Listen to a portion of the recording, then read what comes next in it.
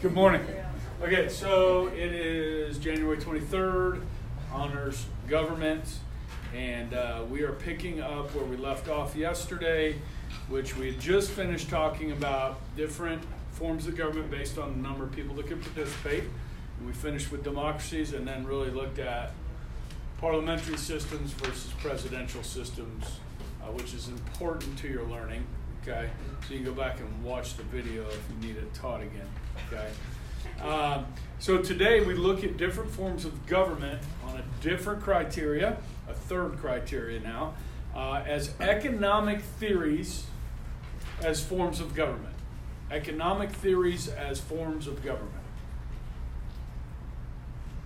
That's your next header. And guess how many I have? 2, 3, 5. 5 economic theories as forms of government. Okay, so you might have been wondering why I've left some of these out. I haven't talked about these forms of government because we're using them as economic theories. Okay, and the first one of these, just to let you know where we're going, I'll tell you the 5, but we'll go one at a time. Mercantilism, which is something you've studied in like world history and a little bit of American. Socialism, communism, bureaucracy, and the last one, capitalism. Okay? You want them all? Because I'm going to go over them all.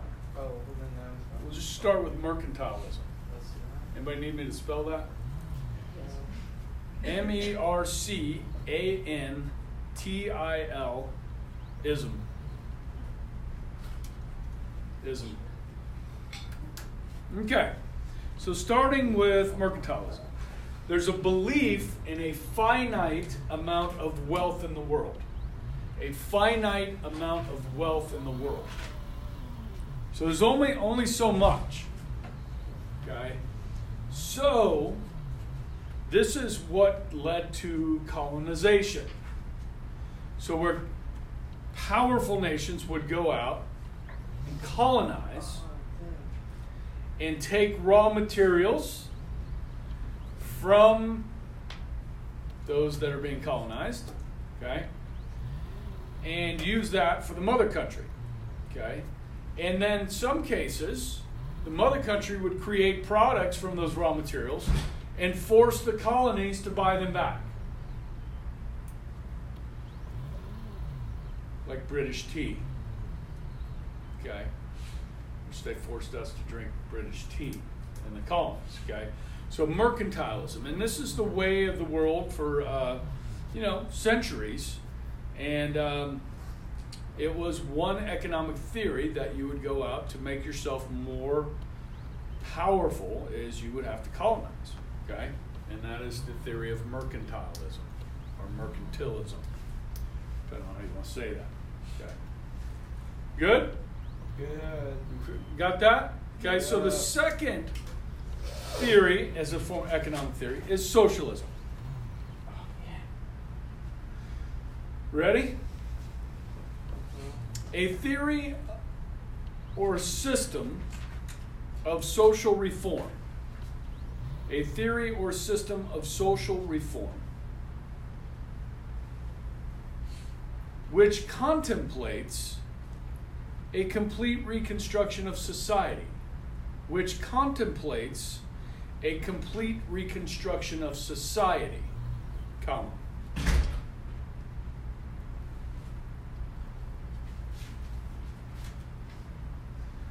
Complete reconstruction of society, comma, with a more just and equitable,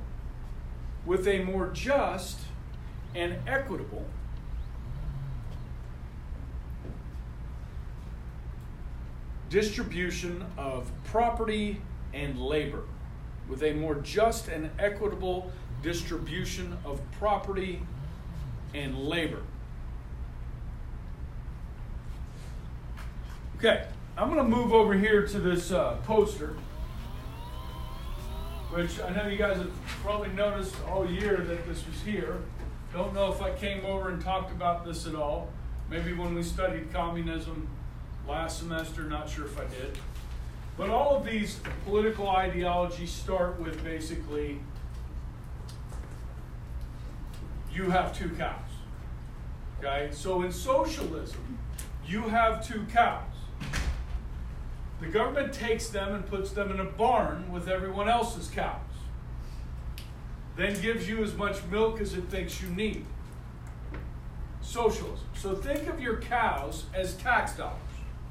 The government takes your tax dollars, puts them in a barn with everybody else's tax dollars, and then gives you, the programs, say healthcare.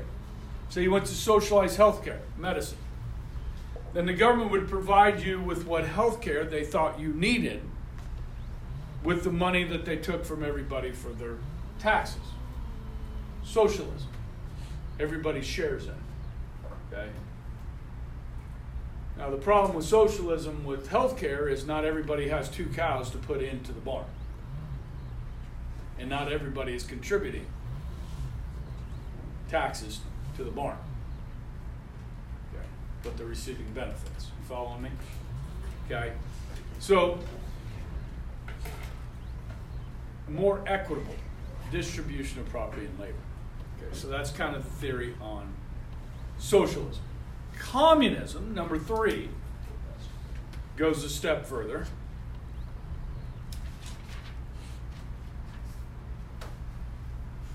You ready? A scheme of equalizing the social conditions of life. Equalizing the social conditions of life. Semicolon. Specifically, comma, a scheme which contemplates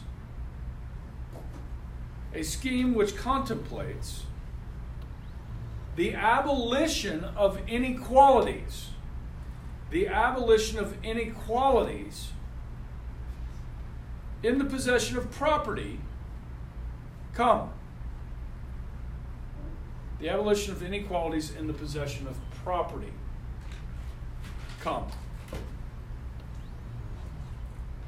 As by distributing all wealth equally to all. As by distributing all wealth equally to all, comma.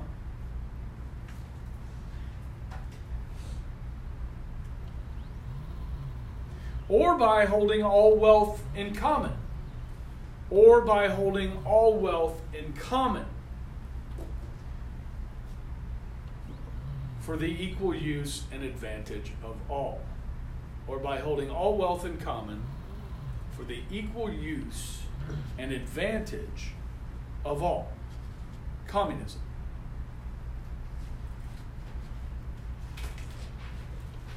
You have 2 cows.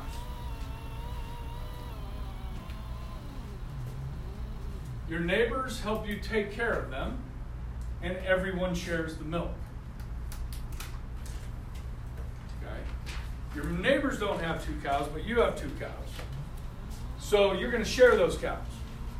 So this is that equal distribution of property. Okay? It's quite wonderful and utopian to think that even if you don't have cows, somebody else is going to share those with you. Okay? This distributes all wealth equally to all as well. Okay, and for the equal use and advantage of all. Now, what does communism end up being? This is the way Marx thought of it. But if you talk about Russian communism, you have 2 cows. You have to take care of them. Then the government takes all the milk. Now, we studied last semester quite a bit the Soviet Union under communism, and how they used collectivization of farms and so forth, so that people didn't own the property, they shared it. Okay, and so what that led to was, well, massive starvation and famine. Okay, there's no reason to work hard if you don't get to keep any of the food you make. Now, you might be able to keep what you can eat, but anything beyond that you can't sell for a profit. Okay, there's no profit motive. Okay, and that's why the Soviet Union collapsed economically.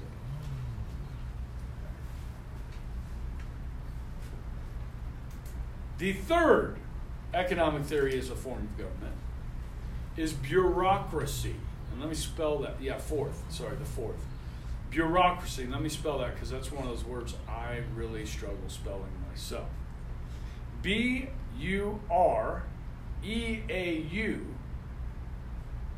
B-U-R-E-A-U-C-R-A-C-Y. Bureaucracy. Now, you've all heard this word before, yes? Yep. Do you understand what it means? Okay, good. Well, I'm going to explain it to you. And because, by its very nature,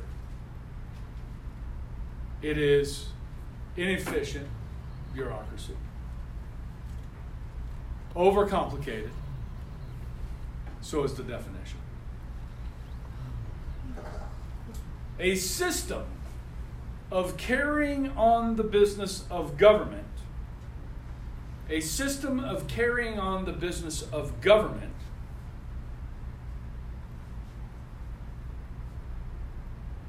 by means of bureaus or departments.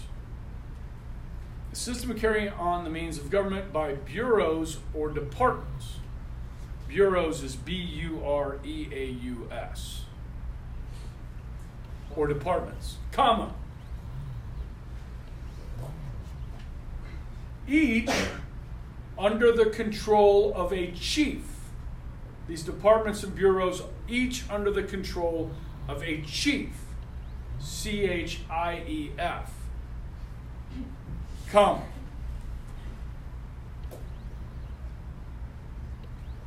In contradiction to a system,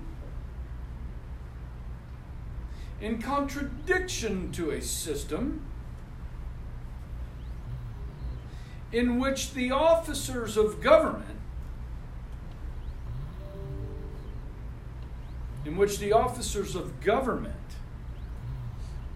have an associated authority and responsibility. Period. In which the officers of government have an associated authority and responsibility. Okay. So, how many of you guys have a job?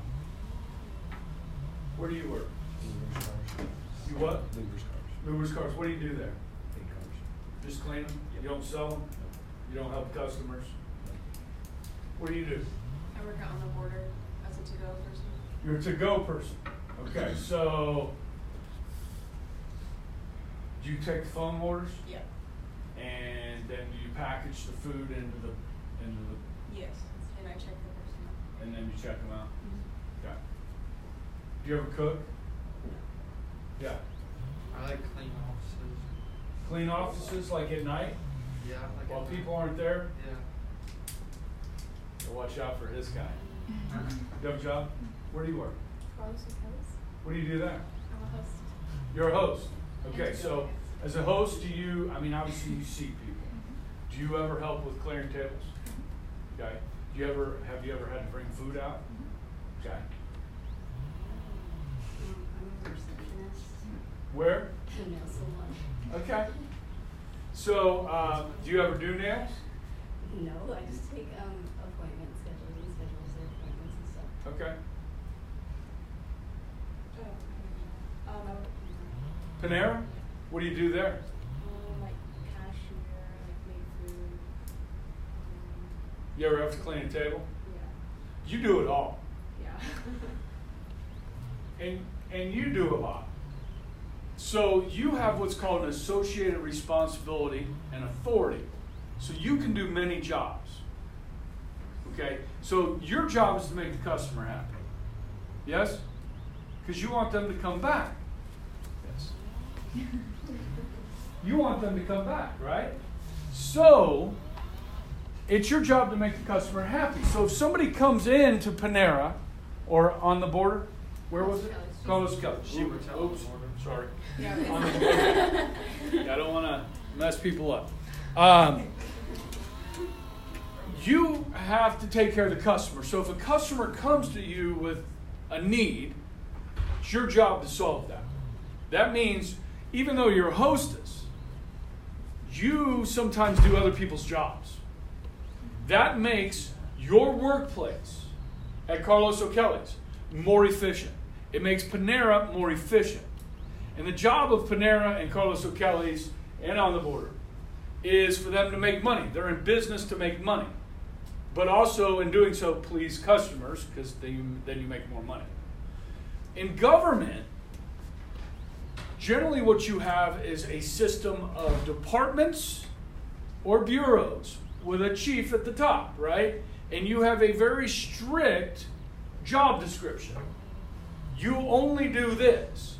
If you were to do somebody else's job, then their job may not be necessary. And we wouldn't want to do that to people. Okay? So let me give you an example. Did I tell you guys that I was once elected to public office? No. I think I leaked this out earlier. What public office? I was selected by my neighbors to be on the board of directors of the Whispering Brook Homeowners Association. I was elected. I was chosen by my peers. Okay? And so when you're on the board of the directors, there's certain things you have to do. Some of you guys probably live in these neighborhoods where they have covenants, yes? Where you have to mow your grass. I got to get my Christmas lights down by February 1st. I still need to do that. The weather's been so bad and I've been traveling. So you have to pay homeowners dues. Okay, so ours are like, I don't know, $400 a year. So, because we have grass that needs to be mowed, commons, it's called Whispering Brook, our neighborhood. And so we have 3 ponds with fountains. The fountains got to function, okay? When Dillon's built right by our neighborhood, we wanted to put up a lot of trees so that like people's backyards are looking out there, they don't see Dillon's, they see trees. You know what I mean? There's a wall there, and Dillon's put up trees too, okay? When they built that Dillon's, I went to the meeting and told them, I said, well, when I'm coming north on Woodlawn and I'm turning into Whispering Brook, I need a turn lane there. Because I don't want our people getting rear-ended trying to turn left on a busy Woodlawn. So you need to widen that and give us a turn lane into our neighborhood. And they did. Okay? So, this is what I did. But one of the things is that people don't pay their dues. You got to get them to pay their dues. So you can put a lien on somebody's house, which means they can't sell it, they can't refinance it if there's a lien on your house. Okay? So we had this guy that wouldn't pay. And so I went down to City Hall, to the government, and I went to the information desk on the first floor. And I said, hi, how are you? I'm Charlie Ebright from the Whispering Brook Homeowners Association, and I need to put a lien on somebody's house. Oh, she said, well, just go up to the 5th floor and they can help you up there. So I go up to the 5th floor, get out of the elevator, there's 2 windows. And they weren't really clearly marked, so I just got in the shorter line on the left and waited, got to the front, said, hi. I'm Charlie Ebright from the Whispering Brook Homeowners Association, and I need to put a lien on somebody's house. She said, I'm sorry, I can't help you at this window. Can you go over to the other window? Sure. So I wait in line, to the front. Hi. Charlie Ebright from the Whispering Brook Homeowners Association. And she goes, oh, since this is residential, you need to go down to the 3rd floor. Now I'm getting a little perturbed, yes? So we finally get down to the 3rd floor. Hi, got a lien on the guy's house. Okay, so he got notice that his house had a lien on it, and guess what he did? Hey. He paid his dues. Okay, But imagine how inefficient I was. If I went into Carlos O'Kelly's and said, hi, I need this. I want to do catering. You're going to make sure I'm taken care of. Okay? And that's efficient. Government knows there's nowhere else for you to go to put a lien on somebody's house. Just like when you go to the DMV, they know they're the only place that can get your driver's license for you. Okay? Now, I will give credit to the DMV. They've tried to institute some reforms, like the thing where you can text in, right, your phone number and get in line. Did you know you could do that? Mm-hmm. But really what you want to do, guys, if you got to go to the DMV, is go to Andover. You don't want to do it at the one in Wichita, because there's one for Wichita. And so it's always crowded. Okay, especially at the beginning of the month, or the end of the month, when people's licenses expire. Okay? So,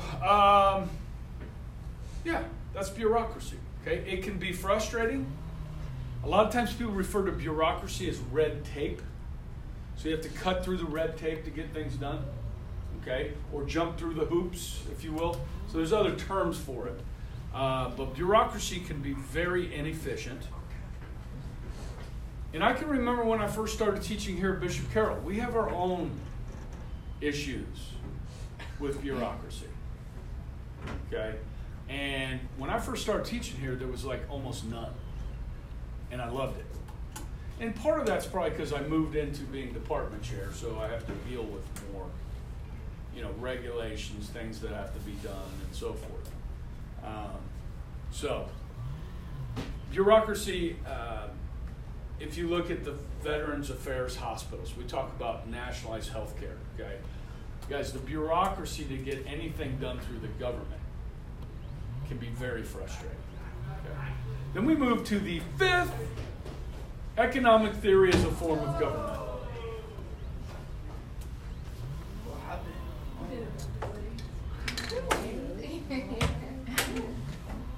And that is capitalism. Yeah, you We did it back. What? Oh, the kid did a backflip. That was that loud. Oh, that jackwagon? Who was it? I don't know. The Jack Black? They're juniors. I don't know any of them. I know a few of them. Okay. Now, can you guys tell me who is credited with being the author of communism? Karl Marx. Karl Marx. Everybody knew that, right? Yes. Okay. Let me test you. We use a system called capitalism. Who is credited with being the author of capitalism? No. Aristotle. You learned this with Mr. Swords. Oh. Oh, I don't care. Is it a philosopher? Well, yeah. He wrote a book, I'll give you a hint, called The Wealth of Nations. Oh.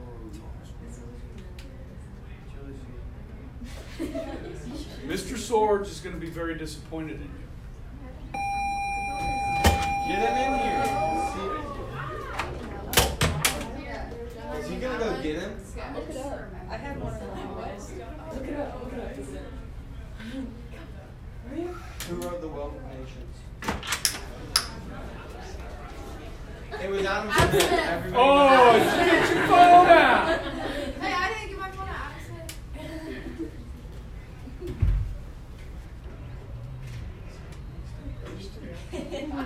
Do you post this video just like raw, without even editing? It's Swords. What's going on? He usually comes over and will shame you. Are you tweaking out? I didn't. Me, Jenna, and Madeline didn't have it. You're on video, by the way. Here.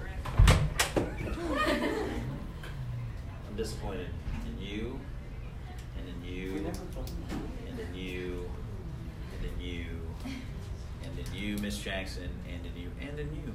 Kids, we did a case study over Adam Smith. Yeah. We Was talked that one of those packets? about his life and whole. No, it wasn't a packet. It was like a 2-page article about Smith. Then we talked about the invisible hand. I actually accidentally in your class gave you a question about laissez-faire the entire unit before. which then you were like, oh, we didn't study this, and then the next time you were all mad at me for it because like, Mrs. Swords, I want that point back from the unit test because now we're studying laissez-faire. Crickets? Anyone? This rang 0 bells. People. Just thought I'd give you a chance to. Adam Smith. Ringing Shame. 0 bells. I just remember the laws. So while I was out, Connor got his phone out and looked it up. So I came back in. They're like, Adam Smith? That's a pretty good use of resources. Yes. That's what I thought. There we go. Okay. So, yeah, okay. He mentioned that, like laissez-faire. Do you know what that means? Yes. 0 government rule on No. The invisible hand of government, right? So the hand of government is necessary to control capitalism, just like we talked about with these political philosophies or social contract theories, is that we do need government, but how much government do we need affecting the economy? Because too much government can choke or stifle economic activity. Okay? Bureaucracy can stifle economic activity, which means a lot of regulations and so forth. Okay? Just go back to the idea of the lemonade stand. I don't know if you guys have ever heard about how in some communities, kids will put up a lemonade stand, sell lemonade, and they'll get shut down by the government because they don't have a license, a business license. So you got to pay a fee to get a business license. And then they don't know if that lemonade is actually safe for people to drink. So you got to have the FDA come in, somebody like that, to make sure that the food is safe to sell. You have to have inspections. So you can see how bureaucracy can get in the way of capitalism. Okay? And so the invisible hand is, yes, we need a hand of government, but it shouldn't choke productivity. You follow me? Mm-hmm. Okay, so Adam Smith, let me define this for you. There's an infinite, not a finite, but an infinite amount of wealth in the world. It's unlimited. Supply and demand control the marketplace. Government doesn't control the marketplace. The consumers control the marketplace.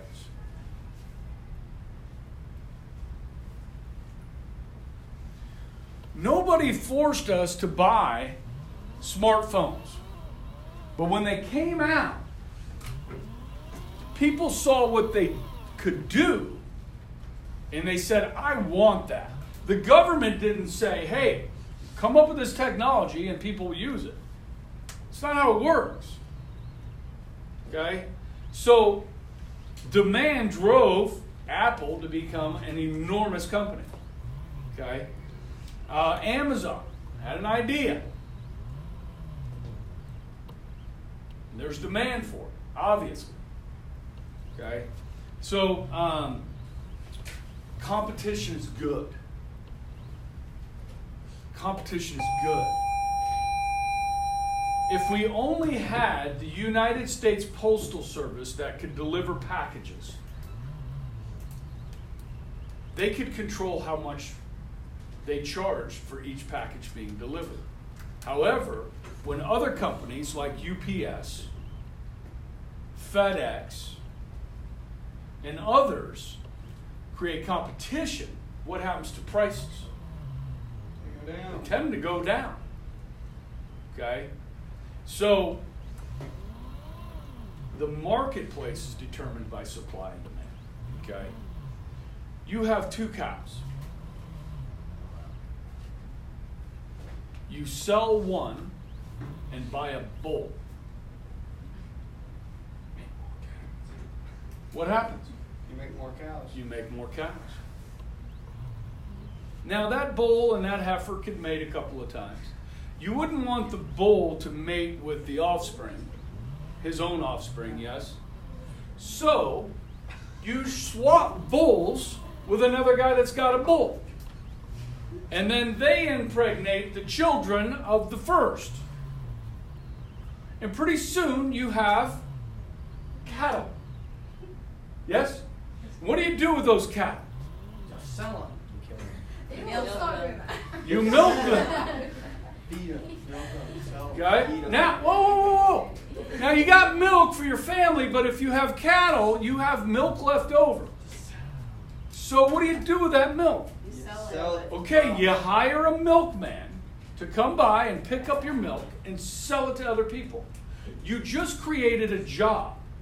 Now, if you have enough cattle, you might want to hire somebody to do the milking, which means you've created another job. Now, the milkman, the delivery guy, he's making money, so he decides to save his money and buy a second truck to deliver milk. And he hires a driver of his second truck. And he does this for a while. And pretty soon this guy has a trucking company where he employs 10 truckers. Now some of these cattle, you decide, instead of milking them, you're going to butcher them. So you hire a butcher to kill your animals and cut them up into meat. And then get somebody to sell the meat for you. Okay? Now you've created another job. You've created wealth. Okay? And if the butcher saves money, he may want to invest in something else like chickens and start a chicken farm. Okay? And hire people to care for the chicken. Guys, this is how capitalism works. Big ones. You create wealth by doing this. You create opportunities for other people. That's what entrepreneurs do. Okay? It's how the United States became the largest economy in the world that the world's ever seen. Connor, I agree. Shut up. Unless you have something productive to add. I don't. Okay. So isn't it funny how we all know who Karl Marx is, but we easily forget the guy that's credited with founding the economic system that built the greatest economy that the world's ever known? Why is that? Is that our education system? Yes. We don't teach capitalism. Okay? Maybe we should. Because there's a generation of Americans, millennials, and what are you people called? Z. That almost half of you people support the ideas of socialism. Because you don't understand capitalism and you think it's evil. Now, Mr. Swords and I will go back and forth on the difference between unfettered capitalism, which creates greed, okay, and abuse of people, and government-controlled capitalism, which is more of a hand, okay? I'm more of a hands-off guy. Mr. Swords is more of a hands-on guy. I think the government needs to get the hell out of the way, and the economy can grow. Okay? The marketplace will fix many of the problems with capitalism. We talked about this the other day. Take Walmart, for instance. About 15 years ago, an activist did some research into the clothes that Walmart sells. And they found out that these clothes were being produced, made by children in sweatshops in China and in India. And they told the public about it. And the public put pressure on Walmart to fix that. That's the abuse of capitalism, right? Abusing child labor in a place far, far away. But the correction is the marketplace saying to Walmart, I'm not buying from you anymore unless you fix this. Okay? If you don't pay your employees more, a living wage. There's been a lot of criticism of Walmart because it's the largest employer in the United States besides the federal government. And they said, you're not paying your people. There was a lot of social justice warriors attacking Walmart. What did Walmart do? They started paying more for their employees, giving them better benefits and so forth. The marketplace can do that. You don't need government to step in. There are times when you need government to step in, like child labor laws, right?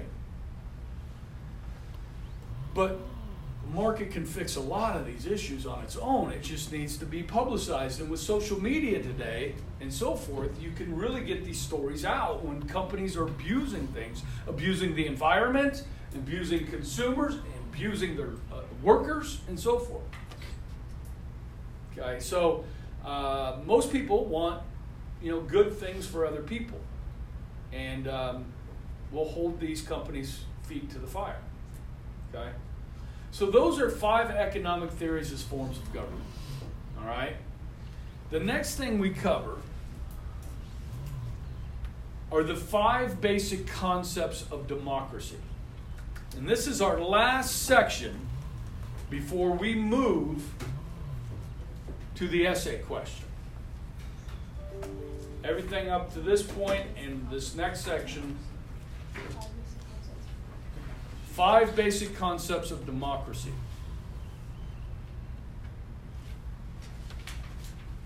This is pretty good stuff. Some of it's common sense. I have 5 of those. How many? 5. The first. 5 basic concepts of democracy. Number 1, or A, whatever you want to call it, is the fundamental worth of the individual. The fundamental worth of the individual.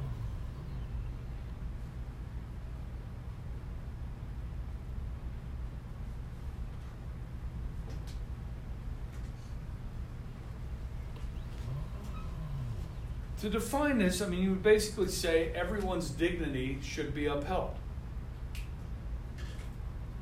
Everyone's dignity should be upheld because every individual has value. Every individual has worth. So in a democracy, you try and uphold that dignity. Do we do that in society? I think we generally try and do that. Especially Christians, right? Take Matthew Dugan, for instance, right? Obviously, he's got Down syndrome, he's special needs, but Matthew has brought joy and value to those that have been around him. He's been at this school pretty much ever since I've been at this school, it seems. He's been here a long time. And he has a positive impact on people's lives. Okay? With that, I want to ask a kind of philosophical question. Can the welfare of one person be subordinated for the interests of the many? Can the welfare of one person be subordinated by the interests of many?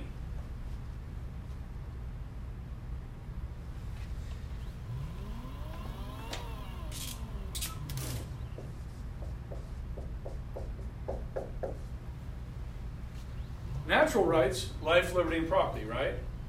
So you cannot subordinate my rights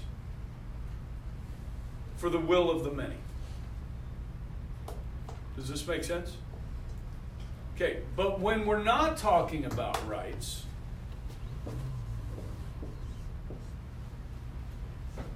you can. For instance, you've got somebody like Colin Kaepernick. Everybody know who that is? Okay. And let's say he's leading a protest against police brutality in the United States. And so at this protest, he takes his flag and he burns it. Okay? The majority of the American people may not like what he's doing. Right?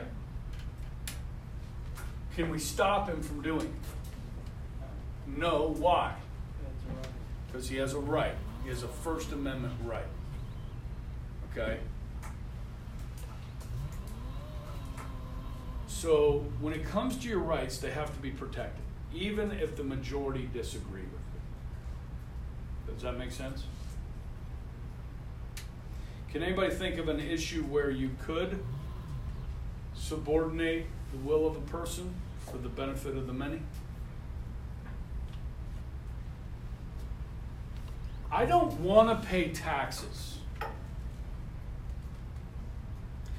I don't send kids to the public schools, so I'm not using the public schools, and I don't want to pay taxes for them. They're going to force me to anyways. For the many. You follow me? I mean, there's lots of different examples. There's just something that popped into my head. Okay? But when it comes to your rights, you can't do that. Okay? So, I mean, there's lots of examples. Hopefully you can probably work through. Okay, number 2, the second basic concept of democracy is the equality of all persons. The equality of all persons. Now, the Declaration of Independence says, all men are created equal. When we say equality of all persons, does that mean equality of outcome?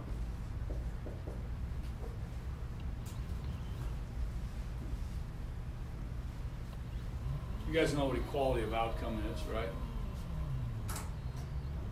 Equality of outcome would be that everybody in here gets the same grade in class.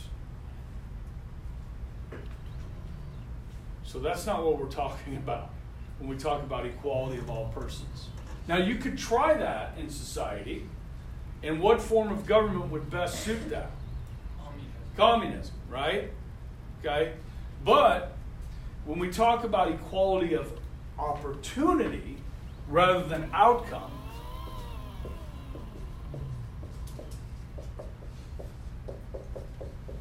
how do we try and do that in society? Give everybody an equal opportunity in the United States. Public schools. Okay, yeah, free education from kindergarten through high school.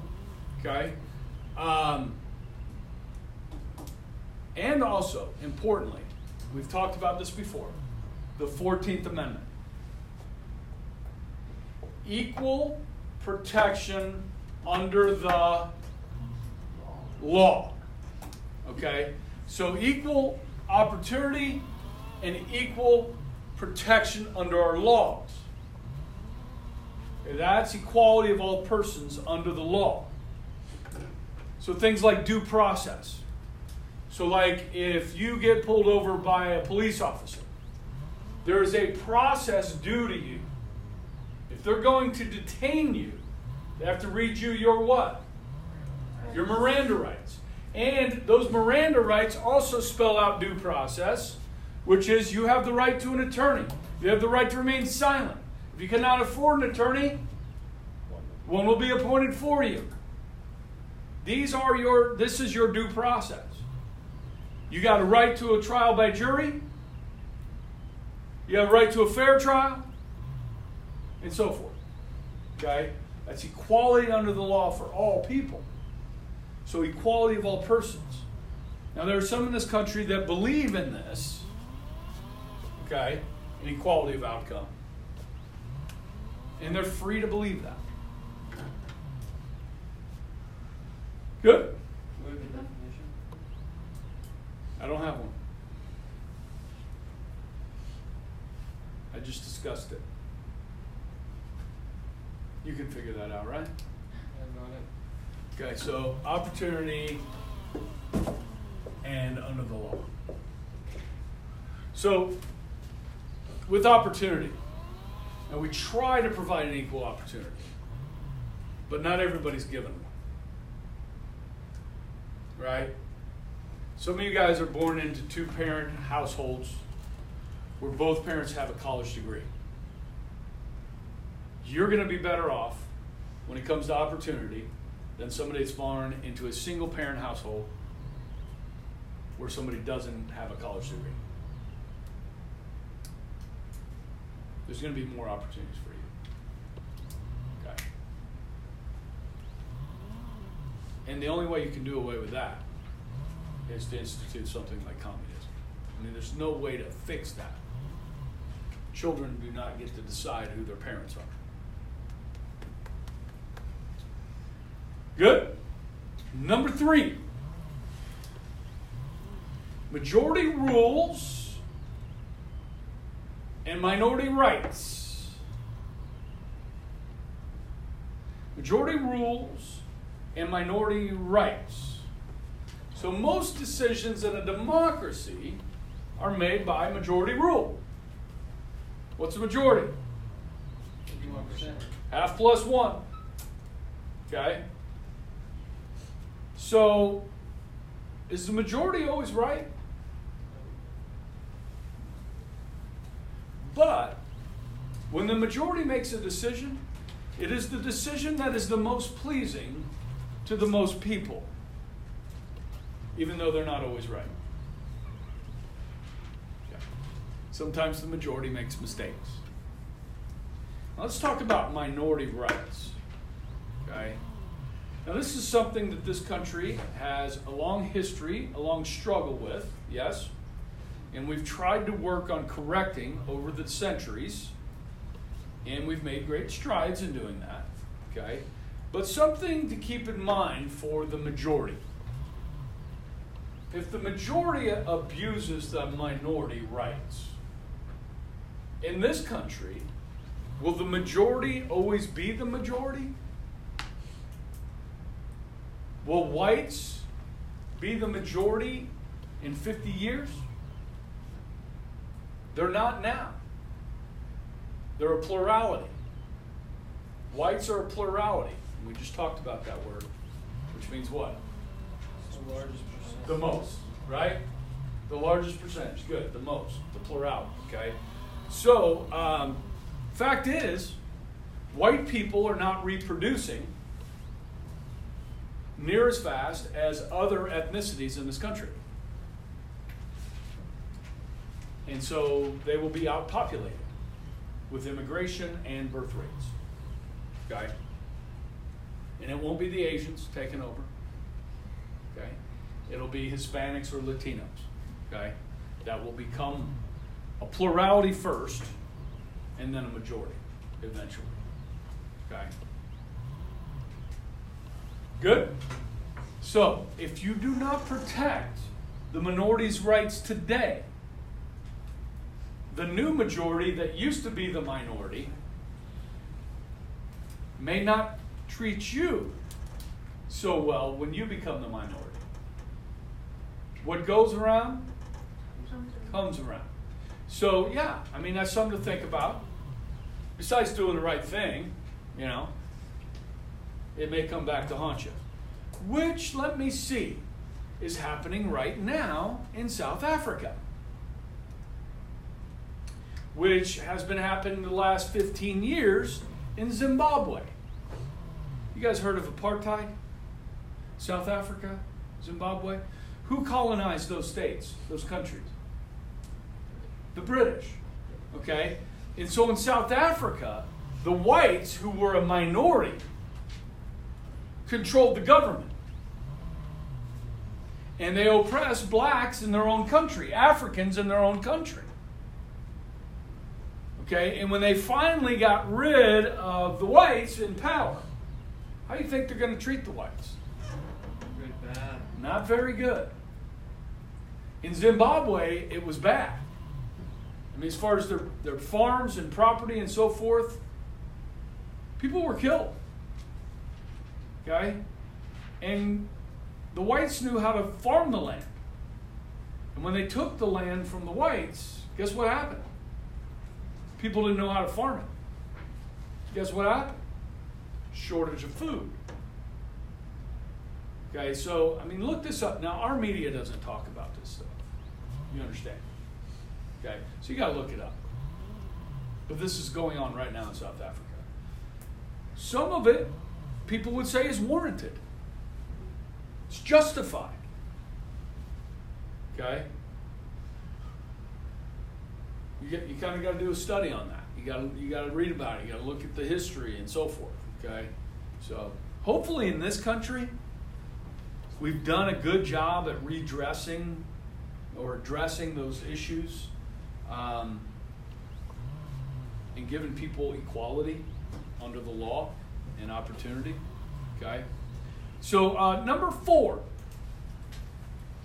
basic concept of democracy is the necessity of compromise.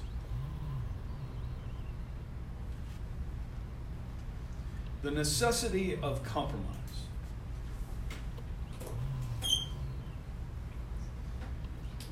Yeah. Are these going to be an essay question? No. Your essay hasn't started yet.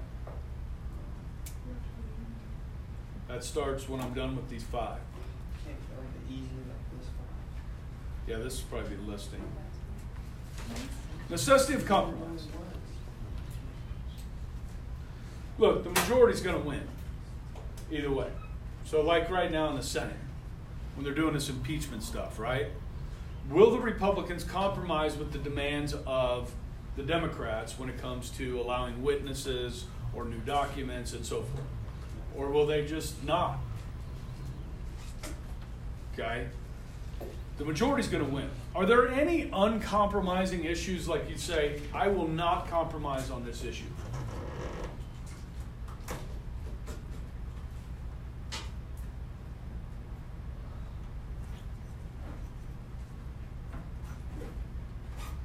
What about slavery? Is something you're willing to compromise on? Probably not. Now, they did have a 3/5 compromise, remember that? As bad as it was. Didn't really help the slaves. Really hurt the slaves. 3/5 compromise. Okay? What about abortion? Is that an uncompromisable issue?